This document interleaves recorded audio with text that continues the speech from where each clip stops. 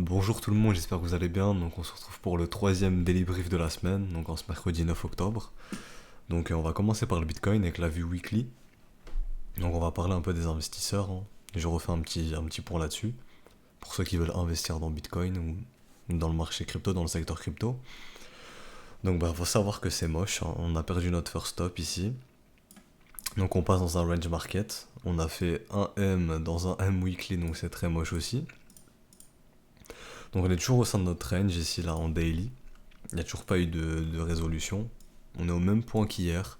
Donc à l'heure où je tourne la vidéo, là, elle est 8h30. Faut savoir qu'à 9h, il y a la London Kill Zone. Donc qu'est-ce que sont les Kill Zones? Donc c'est tout simplement les heures d'ouverture des marchés, tout simplement. Donc des événements de liquidité. Donc à 9h, c'est la London Kill Zone. À 15h30, c'est Wall Street, donc à New York. Et la nuit, c'est à 1h du matin, c'est le marché asiatique. Donc vous avez un indicateur sur TradingView qui peut vous aider à avoir directement ces killzones inscrites. Donc ça s'appelle Bitcoin Killzone V2. Donc voilà, ici vous avez tous les événements de liquidité, les heures d'ouverture et aussi de fermeture. Donc voilà.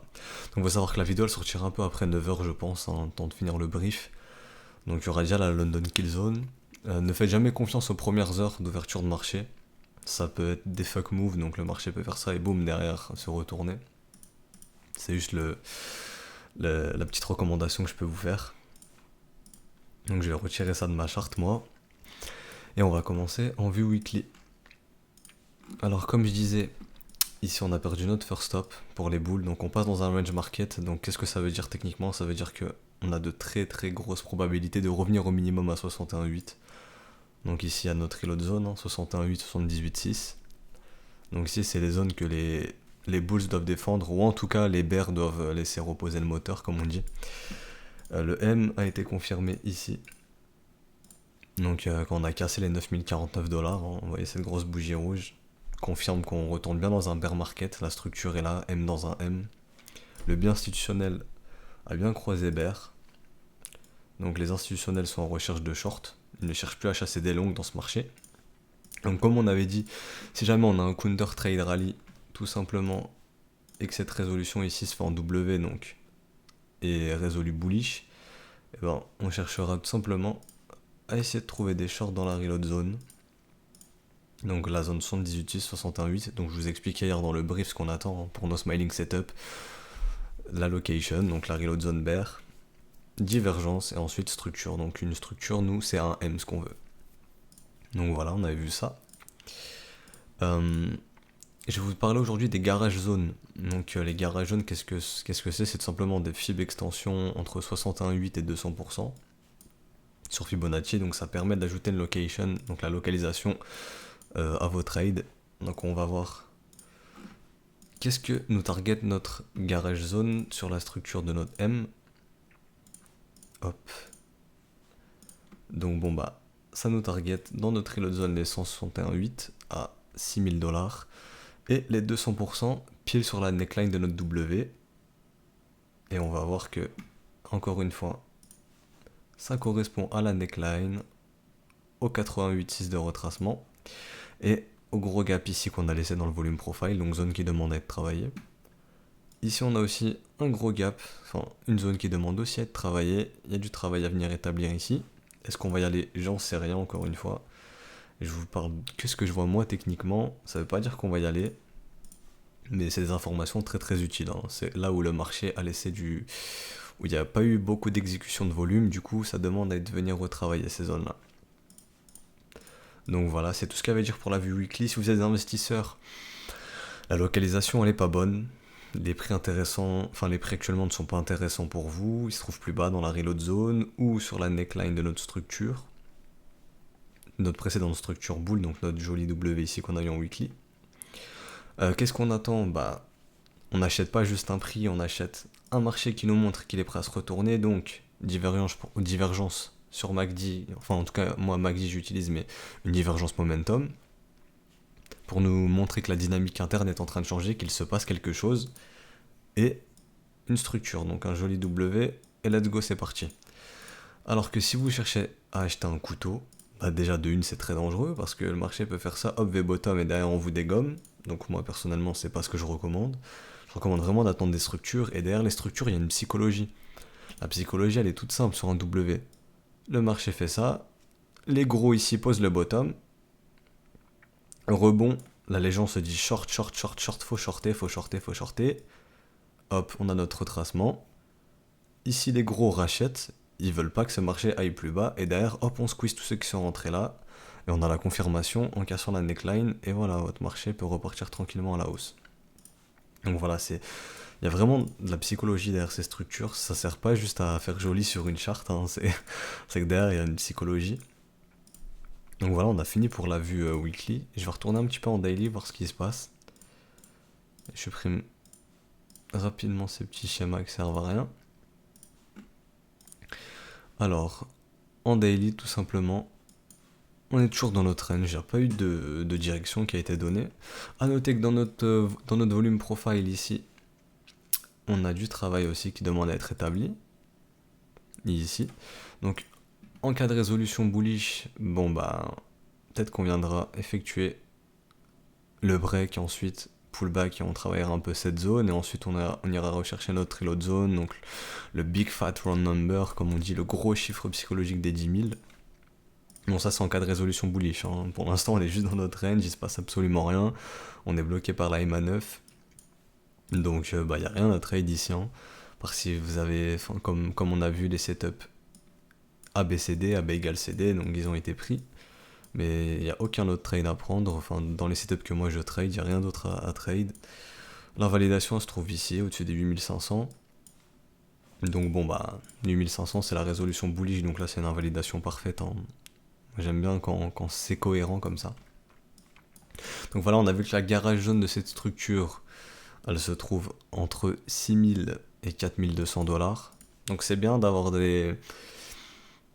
comment dire, avoir plusieurs éléments de location, donc des confluences de location pour localiser votre trade, et ensuite comme je vous ai dit on attend divergence et structure pour entrer. Donc voilà, on a terminé pour Bitcoin, il n'y a pas grand chose d'autre à dire. Ah si, on va aller voir un peu ce qui se passe sur les spreads. Donc les bulls essayent de garder les spreads sous contango, donc ils ont pris un beau W. Ça serait sympa qu'ils puissent break ici pour annuler toute possibilité de M et qu'après on aille dégueuler derrière en backwardation. Donc pour l'instant sur les spreads, ça a pas l'air de vouloir trop dégueuler. Donc c'est plutôt bon signe pour les bulls, mais bon, on est toujours au sein de notre range, ça reste du range, donc faut pas tirer de conclusion hâtive, ça sert à rien. Là on va aller check un peu d'alt, donc pour la méthode Little Old Lady, la stratégie. Donc il y a quelques petits setups que je suis en train de repérer, qui ont l'air sympas. Des petits W qui sont en train de se former, mais ils sont pas encore confirmés, hein. Faudra attendre un break des niveaux pour avoir une confirmation. J'aimerais bien avoir un beau réveil des bulls. Là par exemple sur ARDR c'est pas le cas. On a la divergence ici qui est confirmée. Donc on a la location, la divergence, il nous manque la structure et let's go. On aura notre trade, hein. Le trader aura son trade comme on dit. Je vais aller checker un peu d'autres alt. Ouais. ARK non. J'avais noté BLZ. Ouais, possibilité de faire un W, mais faut attendre un peu que ça se confirme. Ok, il n'y a pas de divergence, du coup, pas de trade pour moi. CDT qui tente de poser un bottom, mais bon, il n'y a pas de confirmation. On aimerait bien avoir des W dans des W. Est-ce qu'il y a de la divergence? Ouais, mais pas confirmé, du coup, ça nous intéresse pas. On va checker ça. C'est pas intéressant encore, il n'y a pas assez de développement. Ouh, DNT qui est en train de nous faire un beau W weekly à confirmer bien sûr. Est-ce qu'il y a une divergence? Non. Ah, légère, juste ici si vous voyez. Personnellement, non, c'est trop léger, je préfère avoir un beau W sur MACD avec une belle divergence. Là c'est vraiment trop léger. Bon, elle est là, hein. Donc si vous dans votre plan c'est ok, let's go, mais personnellement moi c'est pas ok. Cette divergence ne me plaît pas. Même le volume reste assez faible, hein. Les deux camps sont endormis, donc Si vraiment il y a grosse cassure, on aimerait bien voir un bon réveil des bulls. L'OBV ici, ok, nous indique que l'argent rentre dans ce marché. Clairement, il rentre dans ce marché. Mais bon, ça manque de divergence. Donc pas de trade pour moi ici. Pas de Little Old Lady. Ouh, le beau W ici, qui nous a été formé. Alors, est-ce qu'il y a une divergence? Petite divergence. J'aimerais bien voir plus de développement sur les divergences. Vraiment, le beau W. Elle est présente, mais voilà, c'est vraiment trop léger. Hein. Mais bon, si vous, comme j'ai dit dans votre plan, ça rentre, let's go. Hein. Vous avez votre ordre. Bah, le pullback a déjà été effectué lors de la cassure en fait. Mais bon, l'ordre il a placé ici à 909 sats. Après, vous faites la méthode Little Old Lady. Je vous invite à aller voir la vidéo si vous l'avez pas vue. ENG, non, pas intéressant. Exclusive Coin, pas intéressant. Ok. Le fun qui nous fait un joli W weekly. Est-ce qu'on a de la divergence? Ouais. En plus, la divergence, oh, elle date, elle n'a toujours pas été avalée. Donc, on aimerait bien revoir un momentum qui va nous chercher des plus hauts. Mais c'est sympa ce que nous propose. En plus, on a ici un joli volume. Par contre, on aurait préféré le voir à la cassure, le volume. Hein. Ça se fait avant la cassure du W. Donc là, on aimerait revoir une accélération du volume pour nous montrer que les boules sont bien en place. On va aller checker. Ok, ici, rien du tout, rien d'intéressant. KMD, rien d'intéressant.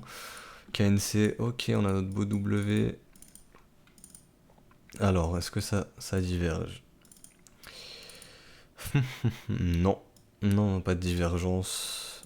Donc, pas de trade pour moi. Lend. Bon, bah, notre W est ici. Hein. Divergence, ok, on a la divergence, parfait, le W est ici. Bon, bah, le trader a son trade. Donc, Little Old Lady qui est ok. Donc, on va avoir la règle de gain de 50%, on va calculer ça directement. Alors, faut que je prenne le top. On prend le top, on prend notre bottom. 581 jours. Laissez-moi ouvrir la calculatrice, on va diviser ça par 2. Ça nous fait 290 jours. Donc, Gann nous indique que ce marché a environ 290 jours pour retourner aux 50%, donc à 1400 sats. Donc ça nous target ça pour du mai 2020. Donc est-ce que ça va se réaliser? On n'en sait rien, mais on spécule sur ça. Suite à notre W Weekly, à notre divergence. Donc la méthode de Little Old Lady, hein, donc on vend au double au x2 à chaque fois. Donc tous les doubles sont vendus de moitié. Vendre la moitié au double. LRC, toujours rien. La divergence, voilà, ça c'est un beau W sur le momentum, j'aime bien voir ça. Un beau W divergent. Mais bon, la structure elle est toujours pas validée, donc il n'y a rien à faire. L'unir pareil. Beau W divergent sur le momentum, mais bon, faut confirmer maintenant les structures. Pas de confirmation de structure. Oh, l'OBV est magnifique ici par contre. Vous voyez là l'argent qui rentre dans ce marché. Incroyable. Les volumes boules sont sympas. Mais bon, pas de structure. La divergence est ici. Donc on aimerait bien voir la structure se confirmer. Donc on va de suite mettre ici la neckline et une petite alerte quand on vient flirter avec le niveau. Donc voilà, l'alerte est posée. MTL, ok, MTL qui tente lui aussi nous faire un beau W weekly. Est-ce qu'on a de la div? Non, pas de divergence confirmée, donc pas de trade malheureusement. Pas de Little Old Lady. Ok, donc Nexus qui est en train de confirmer son W. Belle divergence avec un beau W. L'OBV est clairement divergent aussi, donc l'argent rentre dans ce marché. C'est très intéressant. Je vais supprimer ça, donc ça c'est juste mon smiling setup, hein, donc 3 de risk reward. Mais ici il y a une Little Old Lady qui peut se mettre en place. Euh, Ok, je suis en log, je sais pas pourquoi. Euh, Avec une target de 50%. Donc là, c'est pareil, hein, ça serait à peu près pour mai 2020.